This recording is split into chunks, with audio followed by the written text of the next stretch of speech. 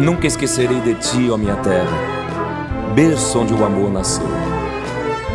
És princesa lá da serra, terra dos carinhos meus. Não mais poderei viver longe de ti, tu és a minha adoração. Ó Botucatu, cidade dos meus sonhos, terra do meu coração. Ó Botucatu, cidade dos meus sonhos, terra do meu coração.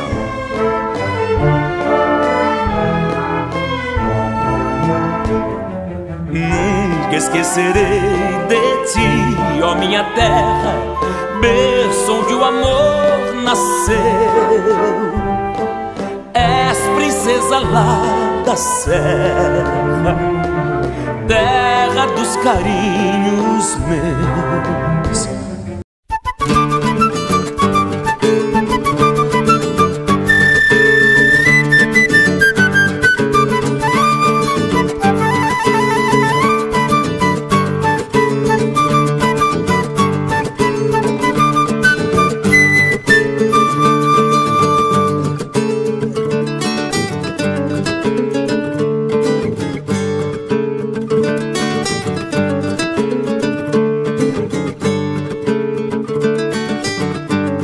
Valdemar Aparecido Fraga, que viveu bons momentos aqui na Sorocabana, né? Viveu bons momentos, teve um passado de glória e hoje passou a ser saudade, um saudosismo intenso.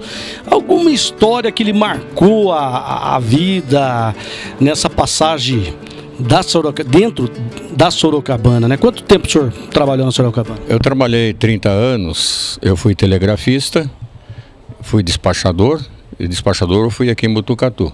E fui inspetor de estações em São Paulo. Depois de aposentado, eu, como se diz, saltei de paraquedas e caí em Botucatu. É uma cidade que eu gosto muito. E aqui eu me estabeleci e daqui eu só saio para outra casa. Uma curiosidade que o senhor viveu, que o senhor nunca jamais esquecerá dentro da Sorocabana? Bom, nós ferroviários temos várias passagens. Por exemplo, como despachador, eu cheguei a fazer loucura, sabe? Assim, no ano de 69, eu era despachador em Assis. De madrugada, estava correndo um trem com 40 gaiolas de boi. E o chefe de trem ligou o seletivo que tinha uma linha que corria os trilhos. E ele avisou que tinha uma pessoa caída na linha que o trem bateu. E que do lado tinha uma garrafa de pinga que já tinha consumido a metade. O que nós vamos fazer? Eu falei, temos que socorrer a pessoa. E naquele tempo tinha acabose nos trens. O que é cabouço? Cabouço é um vagão para a acomodação do chefe de trem, que naquela época tanto tinha no pessoal de máquina, o maquinista e o ajudante maquinista, e da equipe de trem, que era o chefe de trem e o ajudante de trem. Então eu falei, vamos colocar ele no cabouço. E aí ele, para a segurança dele, falou, o senhor dá um telegrama autorizando por a mão dele? Falei, dou. Então dei o número de um telegrama. Então colocaram no cabouço. Ele falou, e agora? Eu falei, agora nós vamos recuar o trem até Teodoro Sampaio, que isso aconteceu no ramal de Dourados, que é uma linha entre Presidente Prudente e Euclides da Cunha. Então, eu falei, nós vamos recuar o trem até Teodoro Sampaio, que tem mais recurso, e lá eu providencio uma ambulância e um médico para esperar. E daí falou, o senhor dá o telegrama? Eu falei, tenho que dar. Então dei o telegrama para ele. Então aí foi uma das coisas que o trem foi de recuo com 40 gaiolas de boi e passando por estações intermediárias. Nossa, quantos quilômetros deu isso? Isso aí dava mais ou menos uns 28, 30 quilômetros. Que à noite as estações fechavam e travavam com cadeado a chave. Quer dizer, se um vagão desse aí cai numa chave, caía tudo. E daí? Então, graças a Deus, conseguimos chegar a Teodoro Sampaio, socorrer a vítima, e no dia seguinte ele já estava com vida. Quer dizer, a minha chefia soube do fato que eu tenho que relatar e não falou que eu estava errado e não falou que eu estava certo. Quer dizer, que se eu levo o homem para frente, podia não dar tempo e ele morrer. E daí eu falo, por que não recuou o trem? Só que recuar o trem foi uma loucura. E outra coisa também foi o seguinte, um fato curioso é que em Palmital, eu era despachador em Assis, em Palmital uma locomotiva diesel que vinha vindo de Ourinhos para Assis, avisou a estação que em tal quilômetro a rede aérea estava arriada. E logo atrás vinha vindo o passageiro. Agora, para mim providenciar o socorro para ir lá e normalizar a rede aérea, eu ia atrasar pelo menos umas 2 horas o trem de passageiro. Então o que eu fiz? Falei com a estação, fulano, para o trem aí e o maquinista vem falar comigo, que eu quero transmitir a ordem direto para ele. Então eu combinei com ele, falei, fulano, lá no quilômetro tal, poste tal, a rede aérea está arriada. Vamos combinar da você dar velocidade no trem, abaixa os pantógrafos e quando passar você liga outra vez. O que seria pantógrafo? Só para quem está assistindo que não conhece sobre ferrovia vai ter uma ideia, né? Isso, as locomotivas elétricas, elas tinham 2 pantógrafos. 2 pantógrafos, ele tinha o formato assim de um losango. Cada uma delas no formato de um losango. E em cima ela tocava na rede aérea. Então a rede aérea que transmitia a voltagem, 3.000 volts, abastecia a locomotiva. Então nós fizemos isso aí, tivemos sucesso, quer dizer, daí eu mandei o socorro com tempo de sobra, certo? Então, como digo, ninguém falou que eu estava certo. Também ninguém falou que estava errado. Certo? Então, mas para mim, graças a Deus, porque se no momento que devia baixar, ele atrasou um pouquinho, ele ia enroscar na rede aérea. E daí a coisa podia perder muito.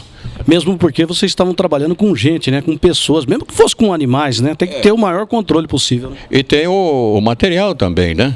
Então eu ia danificar o material se ela enrosca. Mas eu aplaudi a mim mesmo.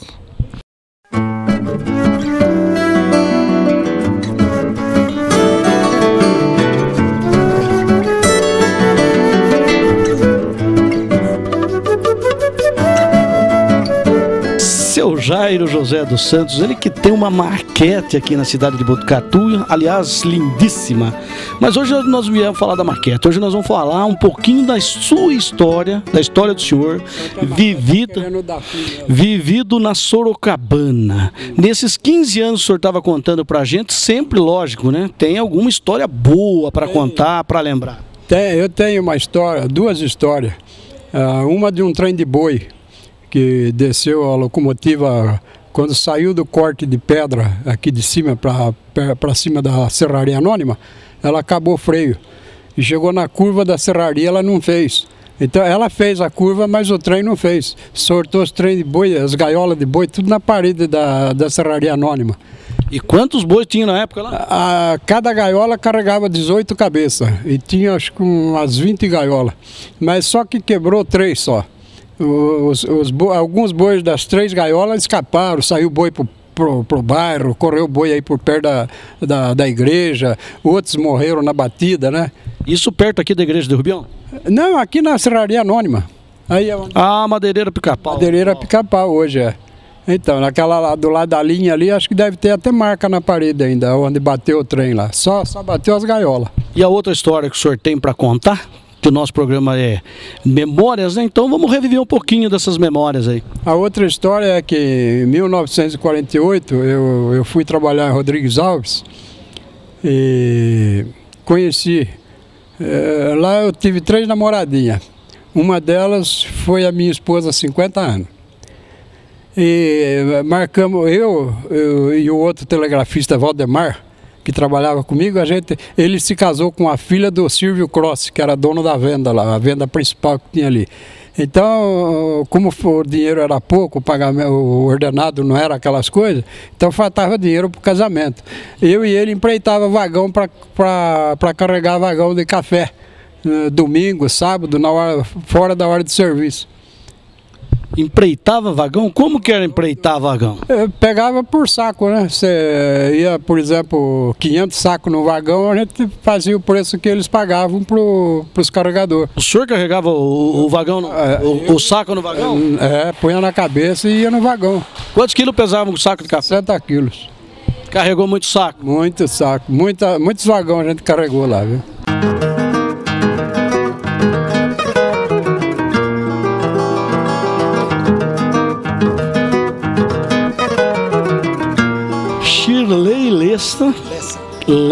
Shirley Lessa, que não era funcionário da ferrovia, mas que tem algumas histórias para contar relativa até à sua família, ao seu pai que trabalhou na Sorocabana, Shirley. Eu não fui ferroviário, mas eu lembro que a partir dos 4, 5 anos eu ficava junto com meu pai na estação, principalmente naquela época. Ele era chefe de estação e a casa do chefe de estação era anexa à estação. Então eu estava sempre com ele ali, vendo o serviço, praticamente me interessando pelo serviço, vendo o trem passar, já até aprendendo a trocar staff. Staff é um bastão que o trem circula. Eu ajudava ele a fazer a troca de staff com o maquinista. E moramos em diversas cidades, né? Meu pai foi chefe ele começou em Garça, Bauru, onde eu nasci, Avaí, onde minha outra irmã nasceu. Depois nós fomos para Samaritá, que é perto de São Vicente, Acaraú, que é a serra de Mairinca Santos, onde tem, nesse trecho de Mairinca Santos existem 32 túneis e 44 viadutos. É uma coisa mais linda, é o trem circundando a serra todinha. É coisa maravilhosa a serra de Mairinca Santos. E o senhor estava contando para nós aqui em Botucatu que o senhor viu aquele acidente, o senhor chegou quase a presenciar. Como é que é essa história? Então, e justamente nós viemos vindo para cá. Então viemos vindo, Avaré, etc, chegamos em Rubião. Em Rubião, meu pai aposentou, veio para cá, e eu sempre estudei aqui no IECA, né? E como eu morava em Rubião, eu estava no trem, um trem de passageiro que estava aqui na reta, que a gente chama de reta, essa primeira linha, e o trem perdeu os freios na descida de Rubião para cá, e a locomotiva bateu na locomotiva do trem de passageiro. E dentro do trem estava eu e minha mãe. Inclusive caiu uma mala na cabeça dela, etc. Quando houve aquela batida, eu, como assim, uma pessoa muito curiosa, né, eu desci do lado contrário do trem e fui caminhando para o lado do pontilhão. Nisso eu avistei uma pessoa em cima ali do pontilhão e tinha um trem parado. Em cima do vagão tinha uma pessoa cujo sobrenome é Canepte. E quando eu ia, estava a uns 30 metros mais ou menos, não sei o que houve ali quando ele cortou o fio, né? Parece que eles dizem que tem eles usam um termo assim, que o fio deu uma rabada, aliás, né? E ele caiu lá embaixo do pontilhão. Naquela época ele era paralelepípedo, e eu fui correndo. Quando cheguei naquela proteção que tem ali no pontilhão, eu vi que ele foi encolhendo assim, e aquilo saía sangue por todo lado, pelo ouvido, por tudo, né? Infelizmente ele faleceu na hora. E depois, numa outra ocasião, nós estávamos também no trem, eu e minha mãe, e houve também uma batida de um trem que desceu de Rubião disparado. Bateu. E quando bateu, logicamente, eu fui descer do trem. Abaixo da onde eu desci, no rodeiro do trem, tinha um truqueiro morto. Porque pela batida, a roda bateu na cabeça dele e ele faleceu também. Agora vamos mudar um pouquinho de tragédia, vamos mudar um pouquinho para o lado cômico, para o lado da história mais festiva, né? O senhor estava contando ali junto com o pessoal ali, que vocês estão fazendo uma reunião sobre a estação, a ferrovia, enfim, sobre que o senhor era pequeno e já dava uma arriscada no seletivo, como é que é? Então eu morava em Serra d'Água, Paula Souza, e tem o seletivo, que o próprio nome está dizendo que é seleto. É só o chefe de estação, quem está em serviço, ou o telegrafista que pode falar. Mas como eu tinha muita amizade por eu jogar na Ferroviária aqui, eu tinha muita amizade com o seu Bonome, com o Serrão, com os diversos despachadores, Mercadante, Simó, com esses aí eu tinha muita amizade, então eu anunciava, né, o nome da estação, né, eu diria Serra d'Água ou Paula Souza, onde estivesse, né, o trem 2003 tem staff. O seu Bonome falava, pode. Isso porque ele me conhecia, ele conhecia minha voz e tal. Agora, quando estava trabalhando o seu Ramiro e o seu de Credo, que estava trabalhando no movimento que era aqui, aí eu não falava. Eu não falava porque senão meu pai levava chumbo, né? Então, e outra coisa também muito interessante é dessa estação aqui, muitas vezes, eu praticamente quase dormi nessa sala de espera aqui, porque eu estudava no IECA e eu vinha às 4 horas do treino, às 4 horas da madrugada, ficava sentado aqui até às 7 horas para depois de fazer ginástica, depois voltar para Rubião, trocar, voltar para assistir aula, para depois voltar novamente para Rubião, às vezes a pé. Que vida louca, lá de Paula Souza? Para Rubião, quando eu morava em Rubião. Né? Vinha de trem para fazer ginástica aqui no Cardozinho? No IECA. No IECA. Eu estudei todo o meu tempo, eu estudei 7 anos no IECA. Né? Vinha para fazer educação física, aí voltava para Rubião outra vez, geralmente tinha um passageiro, e voltava com o trem das 10h30, tudo tinha que fazer até as 10h30. E depois, à tarde, às 4, quando saía às 4h30, se tivesse um trem lá de carga, eu ia até lá no pátio para ver se tinha um trem de carga, para subir. Se não tivesse, eu batia a pé aqueles 5 quilômetros.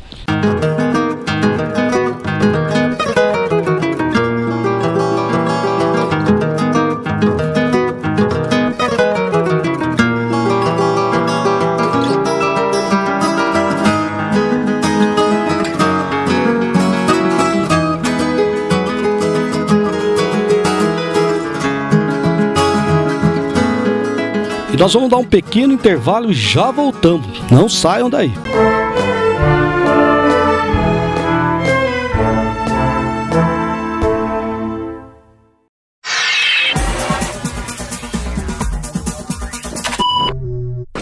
Perfumaria Sumire, a mais completa perfumaria da cidade. Artigos para salão de cabeleireiro, cosméticos, maquiagem e diversos produtos. Tudo para a sua beleza e para o seu bem-estar. A Perfumaria Sumire cuida de você e de toda a sua família, com produtos das melhores marcas do mercado. Perfumaria Sumire, Rua Amando de Barros, número 586, no centro. E o programa Memórias Botucatu tem o apoio cultural do Grupo Berimbau, Peças e Postos. Posto Avenida, Posto Dante, Posto Berimbau, Posto Eldorado e ainda Berimbau Peças. Tudo em 10 vezes sem juros, aceitando todos os tipos de cartão. Convênio com a Sul, Asfel e Prefeitura Municipal. Berimbau Peças e Postos servindo com qualidade. Acesse grupoberimbau.com.br.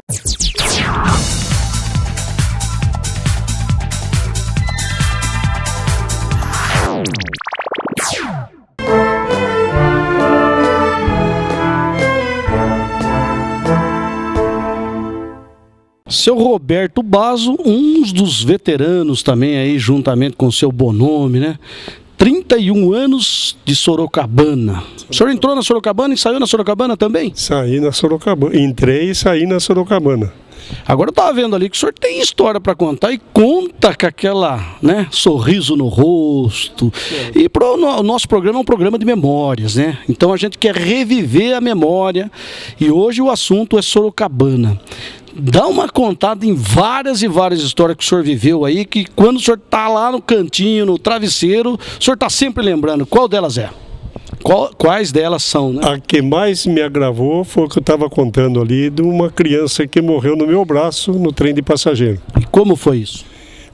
Nós saímos de Ourinho com o trem de passageiro, o antigo LR meia dúzia, que chegava aqui em Botucatu às 10h30 da manhã, trazia bastante paciente lá de cima para a Unesp. E essa senhora embarcou com essa criança de 1 ano e 4 meses, 5 meses, em Chavantes. veio normal. Quando ele partiu de Avaré, o ajudante de trem veio e me falou: Bazo, tem uma criança lá na frente que tá feia a situação da criança, para mim tá morrendo. Falei, não é possível. Falou, Ela veio para ser tratada aqui em Botucatu? Receber tratamento? Ia vindo em Rubião. Aí eu peguei e vim lá. Cheguei e a mulher já estava quase desmaiando, e ela sortando a criança, eu peguei a criança no braço. Menino. O menino estava branco, mas branco. E eu senti que ele deu 2 impulsos, assim, que foi a última respiração dele. Que idade que tinha? 1 ano e 4 meses. Aí paramos em Itatinga, até aguardar vinha a polícia, ou senão uma ambulância que foi pedido, o chefe de estação pediu. Aí veio o carro da polícia, pegou a senhora com o menino e viemos embora. Quando chegamos em Rubião, o telegrafista que estava em serviço, daí falou: Bazo, você que vinha vindo com o trem lá do menino, o menino chegou morto aí na Unesp, aí, leucemia. Leucemia. Então foi uma das cenas que mais me agravou, foi esse daí da criança ter morrido. A função do senhor dentro da Sorocabana, o que é? Eu entrei como ajudante de chefe de trem, trabalhei 6 anos no carga e depois passei ajudante do trem de passageiro. Em 1984 fui promovido a chefe de trem. 1 ano depois que eu fui a chefe de trem, entrei no trem de passageiro até aposentar.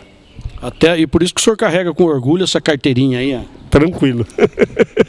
Agora chega de caso triste, trágico. Vamos contar uns causos daquele de dar risada, vai. Quem está nos assistindo agora vai dar um pouquinho de risada com o senhor. É o que eu contei agora ali. Teve um acidente. Mais de novo acidente? Não, mas essa é de dar risada. Com trem de boi. 20 gaiolas de boi que ia indo para o frigorífico lá em Carapicuíba. Teve um acidente em Luiz Gama, é uma estação para cá de Conchas. E quebrou um monte de gaiola, boi morto lá pro pátio, tinha boi machucado. E um desses boi estava caído com a cabeça dentro de um bueiro. Dentro de um bueiro numa via pública? Não, porque... Numa estrada? Não, tinha uma galeria que passava por baixo da linha. E o boi caído com a cabeça dentro. E um dos trabalhadores da via permanente que estava no pátio subiu em cima do boi e pegou nos 2 chifres dele e sacoalhava e falava: pula, sassarento, pula, sassarento. O boi levantou com ele. Não acredito, o boi levantou? O boi levantou, só que o boi saiu correndo para o lado de Conchas e ele veio correndo para o lado da estação. A plataforma acho que dava um meio metro mais ou menos, ele punha a mão, não conseguia subir, ele gritava: me ajuda, me ajuda. Então é uma coisa hilariante que até... Achou que o boi estava atrás dele? A gente não esquece essa cena. Não tem como, né? E tem mais história engraçada, não tem? Uma outra foi que eu recebi o trem aqui na plataforma. O colega que entrou para mim... Aqui em Botucatu? Aqui em Botucatu. E que entregou o trem para mim, ele falou: Bazo, tem um rapazinho aí que dá 1,5 metro mais ou menos, mas diz que é valente, quer brigar. E... Falei: pô, você não chamou a polícia para tirar ele aqui? Falei: não, mas ele está dormindo. Falei: tá bom. Passou o primeiro túnel aí... E ele estava comendo com o homem de 1,5 metro dormindo. Passou o primeiro túnel, o ajudante veio e falou para mim: Bazo, tem um baixinho lá na frente, tá querendo brigar com todo mundo. Eu falei: mas meu Deus do céu, já? Fui lá, ele estava na plataforma ciscando. Que não sei o que, eu falei: eu sei que diz que é bom de briga. Eu falei: por que quer brigar comigo? Eu falei: não, nós vamos parar numa estação que tem agora aí. Tem um cara lá, ele dorme lá na plataforma. É bom de briga. Você desce do trem, vai lá, mas chega já chutando ele, hein? Pode deixar comigo, pode deixar. Ele estava embriagado ou não? Não. Ele era desse jeito mesmo? Desse jeito mesmo. Parou, só que a plataforma do carro parou bem na ponta da plataforma, aqui atrás. E ele desceu, eu falei: ó, atrás ali da estação, ele está deitado lá. Já desce chutando o camarada. Ele vai lá chutando. Quando ele foi indo assim, eu já olhei para o ajudante de máquina lá e dei sinal para o trem partir. Toca embora que ele vai dar mais trabalho ainda, né? Partiu sem pitar, né? E fechei a porta depressa. Nossa, esse rapaz, ele dava pulo na plataforma. Eu queria pegar o trem, mas já estava em velocidade e ficou lá. Fomos até Sorocaba, que a gente ia. Na volta, quando chegamos lá em César Neto, na volta, o chefe da estação falou: ô Baso, que bomba que você largou aqui para nós, hein? Falei: por quê? Ele falou: o cara que você largou aí quase que me quebra a porta da minha casa aqui, chutando. Chamei a polícia, ele derrubou os 2 soldados da viatura aqui na plataforma. Nossa, mas o homem era bom de briga mesmo. Disse que era bom de briga. Derrubou os 2 soldados aqui na plataforma, daí conseguiram dominar ele e levaram ele embora. São as histórias da ferrovia, né? Dá para escrever um livro. Tem mais uma engraçada aí, seu Baso? Não, é engraçado agora. Tem uma que não pode contar, né? Mas conta só um pedacinho, a gente vai fazendo os cortes lá. Não, então tá bom. Eu fui num lastro que fazia manutenção da via. Vou contar o santo, mas não conta. Isso, não vamos. Conta só o milagre. Então na volta paramos em Rodrigues Alves. Perto de São Manuel. Perto de São Manuel. Era 7 e pouco da noite. Aí veio lá o rapaz trazer a licença, que era para nós vir embora para São Manuel. Quando ele foi partindo, o maquinista viu um cabritinho de lado da máquina. Ele desceu e pegou o cabritinho e pôs na máquina. E viemos embora. Quando ele chegou em São Manuel, que a gurita era na entrada do pátio, era logo depois daquela passagem de nível. O portador estava lá e gritou: sorta o cabritinho que a polícia está esperando vocês aí. Ele abriu a fornalha da máquina a fogo e jogou o cabritinho vivo lá dentro. Vivo lá dentro? Nossa Senhora. E a gente conhecia ele de Botucatu, mas não precisa falar o nome. Não, era maquinista aqui. Chegou na plataforma, a polícia lá esperando. Que não tem cabrito? Cadê o cabrito? Não tem cabrito. Quem é cabrito? E o cheiro? Ah, não sei o que cheirar. Queima direto. O senhor acha que nunca viu uma máquina a fogo, a fornalha? Não, nunca viu. É coisa feia. É um tamborzão que acho que dá uns 3 metros mais ou menos de largura. É só brasa lá dentro. Nossa, então não deu nem tempo dele respirar. Acho que o bicho não berrou. Pedro Sansão era engenheiro da ferrovia, trabalhou por 21 anos aqui. Deve ter história para contar, não, seu Pedro? Tem algumas, né?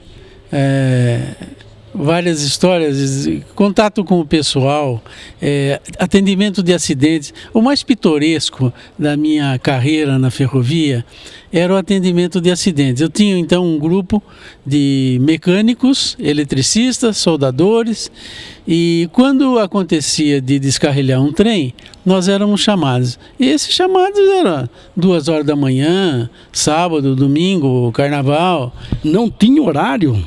Então, durante a semana, você era chamado a qualquer hora. No fim de semana, ficava sempre um dos engenheiros de plantão. Quando era plantão meu, eu ficava à disposição o fim de semana todo, né? E no outro fim de semana era um outro colega e assim nós íamos revezando. Mas eu pegava sempre um plantão por mês. E durante a semana era mais, o mais chamado era eu e o engenheiro da via permanente, que eram os dois envolvidos com o tráfego, né?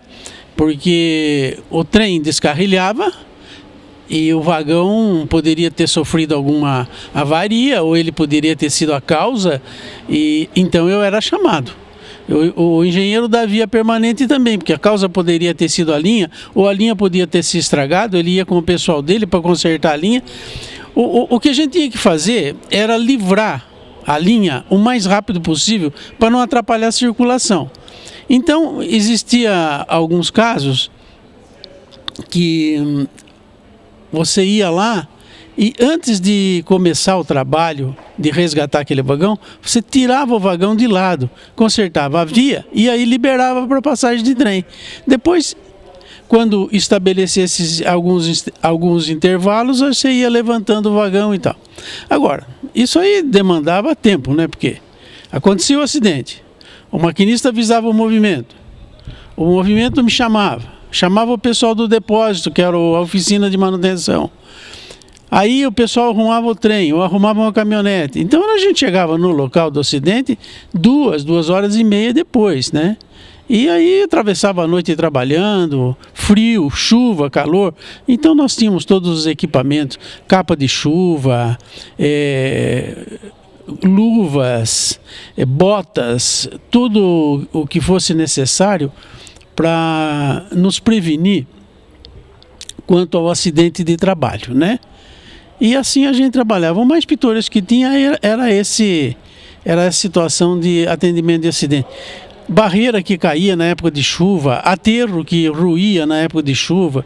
Então a gente sempre envolvido com esse tipo de trabalho. E aí surgiu um monte de história, porque o pessoal, enquanto o pessoal arrumava a linha, o pessoal da mecânica ficava esperando para poder entrar, pegar outro vagão e tal. E aí ela ficava aquela contação de história, aquelas risadas. E você passava a noite sem dormir. Nós tínhamos um vagão, um carro de passageiros, que era nosso dormitório. Era um dormitório desativado que ficou para nós. Então, cada um tinha sua cabine, e se você ia atender um acidente lá em Ipauçu, por exemplo, você ia dormindo. Nós tínhamos um vagão restaurante que fazia a nossa comida, almoço, janta, e assim a gente vivia. Era o mais...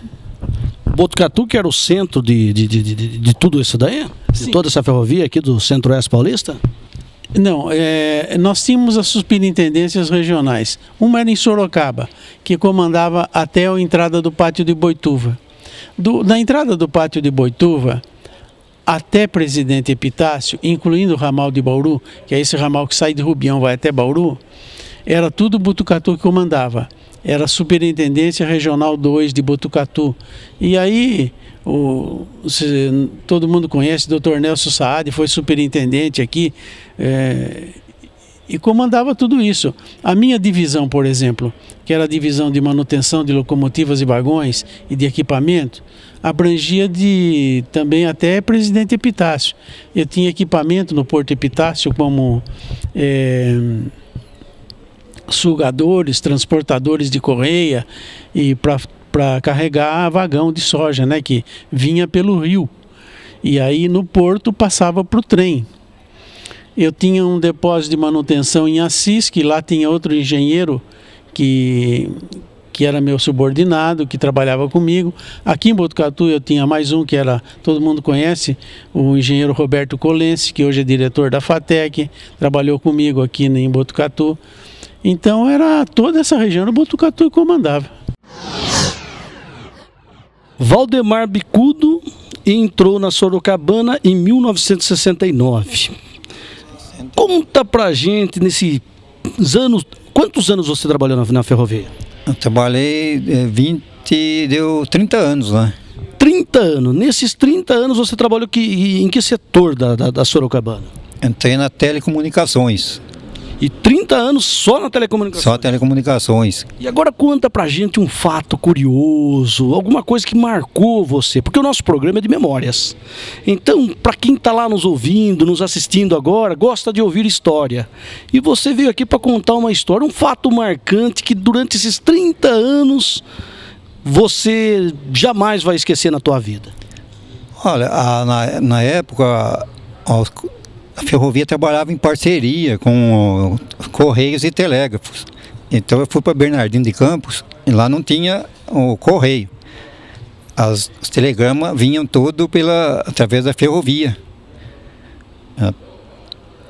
Esse é um fato que marcou. Hoje acho que nem telégrafo tem mais, né? Hoje é só correio com o advento dessa informática aí, quer dizer, mudou muito, né? Daquilo que você viu, daquilo que você passou. Por exemplo, outro fato que você chega lá na tua casa, sempre você está lembrando. Um fato que eu lembro também, nos anos 70 já era, o Paulo Maluf, quando era governador, fazia a passagem para ele. Ah, tá. Eu era o governador que era o inspetor da ferrovia. Ele pegava o trem dele, ele embarcava lá no Júlio Prestes e ia até Prudente. Daí todo mundo ficava de plantão. Eu era guarda-fio até ele passar, depois liberando, né? Mas ele chegou algum dia a pegar alguma coisa assim que tivesse anormal ou não? Não, quando ele passava o pessoal preparava tudo. Quando você fala que era esconde fio, é isso? Eu era guarda-fio. O que é guarda-fio? Olha, antigamente na ferrovia tinha uns nomes interessantes. Tinha guarda-fio, guarda-chave, guarda-freio, tudo isso aí. Todo mundo guardava alguma coisa? Guardava. O que mais que tinha que guardava lá? É profissão mesmo. Depois quando mudou para FEPASO em 73, aí passou uns nomes mais bonitos, passou a ser conservador. Conservador de tele, qualquer coisa. Então você era conservador dos fios, é isso? Aí passei a ser conservador. Tinha o conservador de chaves também, que é mais conservador do que? Esse tempo lá tinha guarda-cancela, tudo guarda. E o Valdemar, você sempre trabalhou em Botucatu ou em outra estação, como é que é? Não, eu fiz o trecho, assim, trabalhando mesmo. A gente foi de Botucatu a Bauru, assim, eu trabalhava na turma telegráfica, né? Fazia manutenção da linha, nos fios, né, em si, linhas de telecomunicações. E você chegou a usar aquelas esporas que usava nos postes antigamente ou não? Usava, nossa espora subia em poste de trilho, tinha, estribo chamava. Estribo. Como que chamava? Estribo. Estribo é a mesma peça que é usada em cavalo, não é isso? É, isso mesmo. Mas a espora é chamada estribo? Não, a espora ela usava em poste de madeira. Ela fincava no poste para o cara subir. No poste de ferro nós tínhamos um próprio, já tinha esse nome de estribo. Ah, então poste de ferro era estribo. E poste de madeira era essa espora aí. A espora. E teve algum acontecimento assim que marcou você com essas esporas? Aí chegou algum dia a cair de lá, Valdemar? Levava, de vez em quando, levava tombo, às vezes, viu? Escorregava. O fio do poste era fino, do trilho. A espora não segurava. Você levava, descia, meio de arrasto lá de cima. Nós vimos, né, quantos e quantos acidentes aconteceram, né, na década, mesmo em postes da fiação de luz, normal do arroamento de Botucatu, a gente viu muita gente, né, inclusive temos amigos que tiveram falecimento, muitos acidentes no poste de madeira. Você chegou, na quebra dos postes de madeira, você chegou a ver algum poste quebrado ou algo parecido? Os postes de madeira, não, mas de trilho já vi quebrado, sim. Mas como que quebrava aquilo? Ele quebra, na época do frio, ele fica tão, no inverno mesmo, ele chega a quebrar, ele é aço, né? Chegava a rachar? Rachava, aí tinha que trocar o poste. E você, era essa a sua função? Daí a minha função era manutenção, mas já trocar o poste, a gente chamou o pessoal da turma telegráfica, né? Com ferramental, tudo. E já aproveitava e dava uma ajudinha para eles lá, né, Mago? Dava.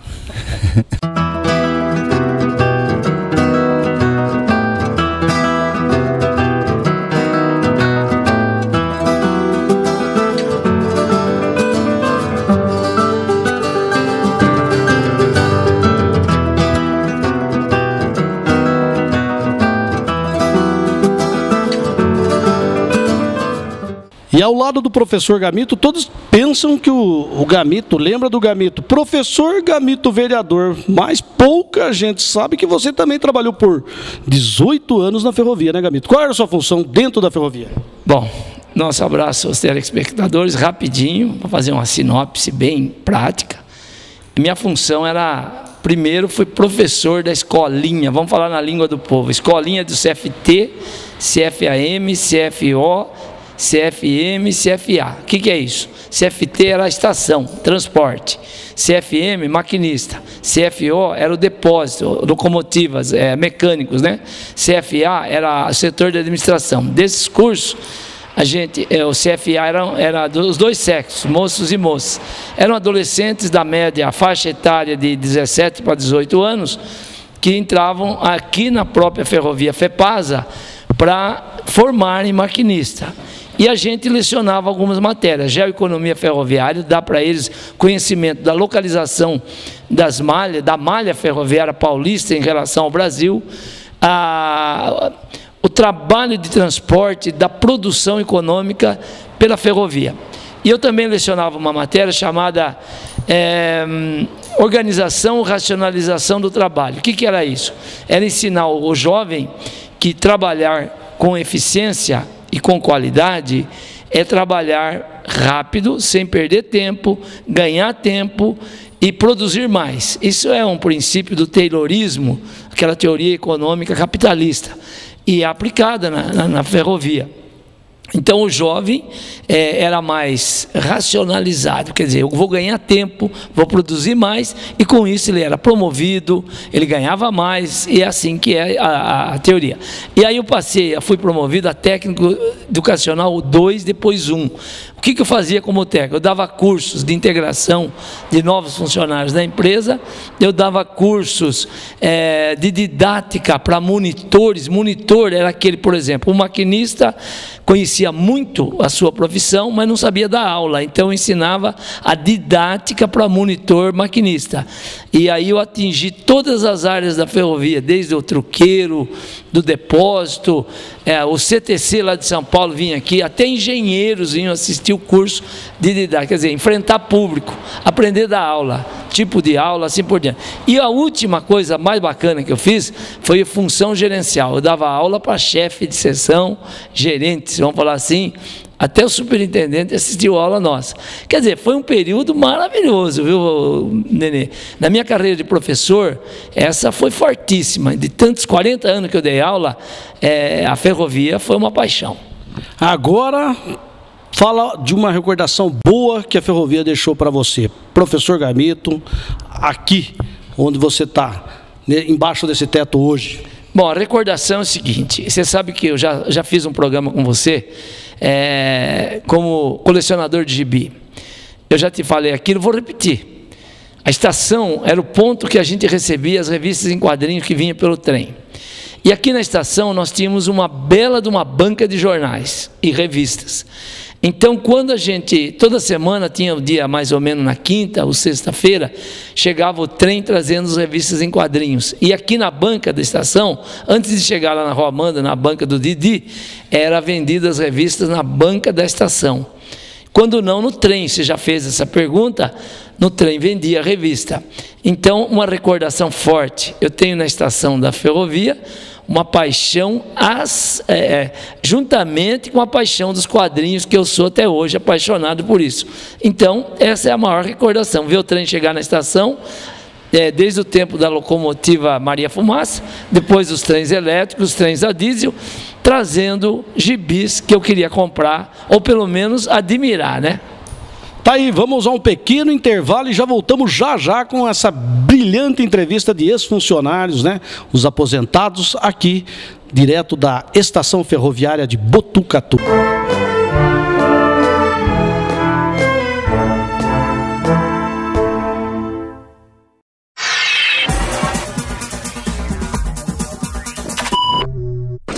Perfumaria Sumire, a mais completa perfumaria da cidade.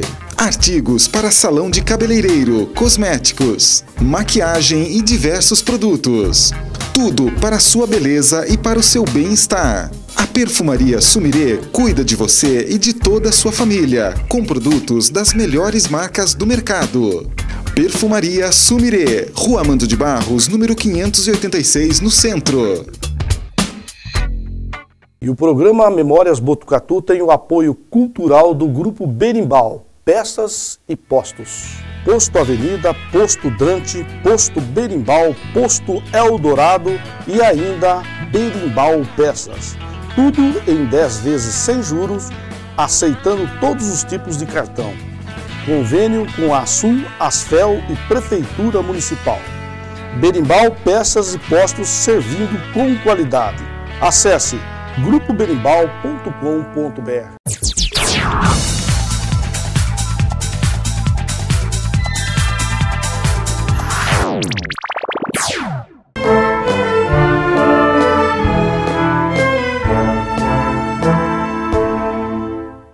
E aqui comigo o Ricardo Dirceu Joaquim, que também trabalhou longos e longos anos, né? 3 décadas na ferrovia. E eu estou perguntando a todos, né? Nosso programa é de memórias, algum fato que lhe ocorreu nesses 30 anos, que o senhor tem saudade, que o senhor viveu, o senhor achou engraçado. Conta essa história pra gente. Olha, eu falei, que nem eu falei lá, eu não tenho muito vontade, porque comigo, tudo alegria, aconteceu uma maior maravilha, não tem história triste, não tenho nada. Não perdi uma unha sequer num acidente, nunca se carregou um trem comigo, nada. O senhor era o quê, maquinista? Era maquinista. Fui ajudante, trabalhador de linha, segui carreira, né? Aí eu vim para visando maquinista, aí fui para Barra Funda, Cantareira, a extinta Cantareira, acabou lá em 65. Aí eu vim para Barra Funda. De Barra Funda eu vim para Sorocaba, Mairinque.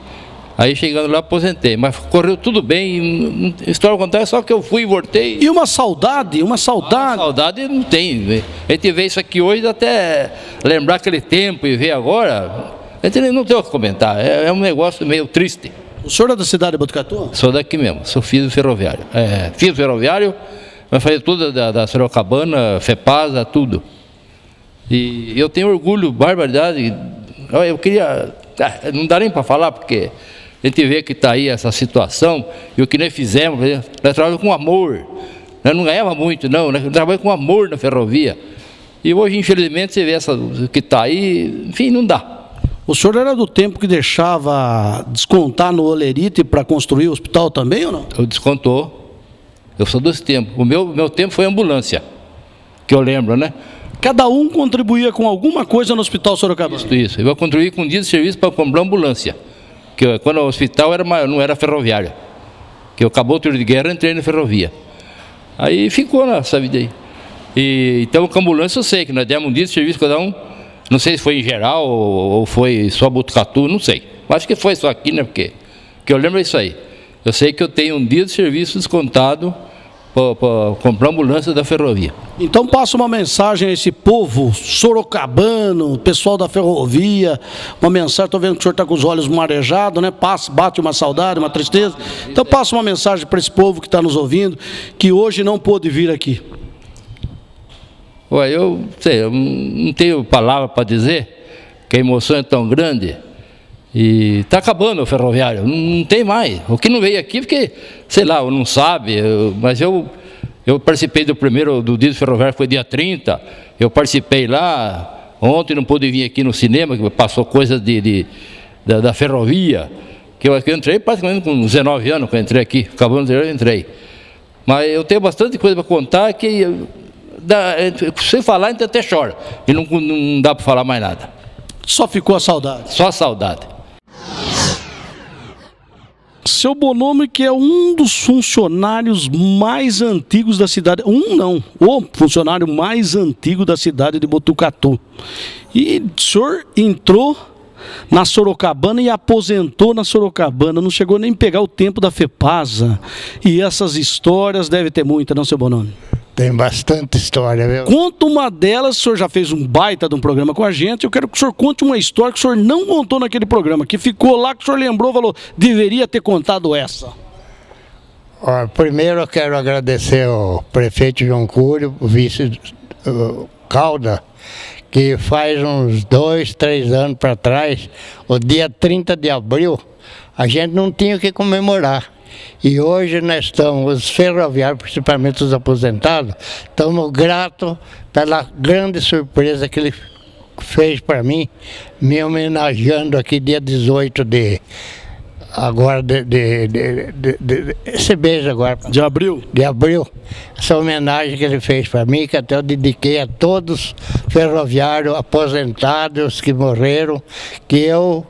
Graças a Deus, eu me sinto orgulhoso de ter recebido essa homenagem e quero agradecer também tudo que ele tem feito para a restauração desse prédio histórico que é a Estação Nossa de Botucatu. Agora, Nenê, eu estava contando lá uma passagem inusitada que aconteceu quando eu era despachador aqui no movimento. São Paulo, estava trabalhando madrugada, me avisou, Bonomi, vai indo o X1. X1 era um carro fúnebre que vinha transporte de cadáver de São Paulo para o interior. Até lembro que a gente tinha telegrama tudo certinho, esse cadáver para o presidente Venceslau. Avisou, o X1 você manda devolver na cauda do N4, porque o defunto que vai indo aí, a Sorocabana não manda pedir desculpa para a família, que o Hospital das Crilhas trocou o cadáver. Fala, tá bom, mandei Juquiratiba, corta aí o X1 aí, liga na cauda do L4. Você vai e pede desculpa para a família, porque a família vem chorando. Cadáver errado? Já estavam todos esperando na estação ou não? Não, eu mandei o telegrafista de Juquiratiba pedir desculpa à família que estava no X1 acompanhando o cadáver. Falei, a culpa foi do Hospital das Clínicas.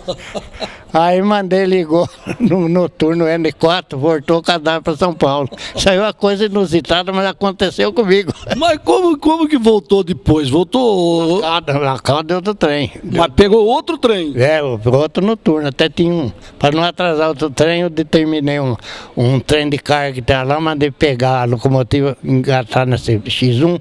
A hora que o N4 entrou, colocou o X1 na cauda do N4 foi embora. Outra história engraçada, a história da banana. Essa é boa. Essa da banana, o tempo do Hugo Borg, todo mundo deve conhecer, ele era candidato a governador.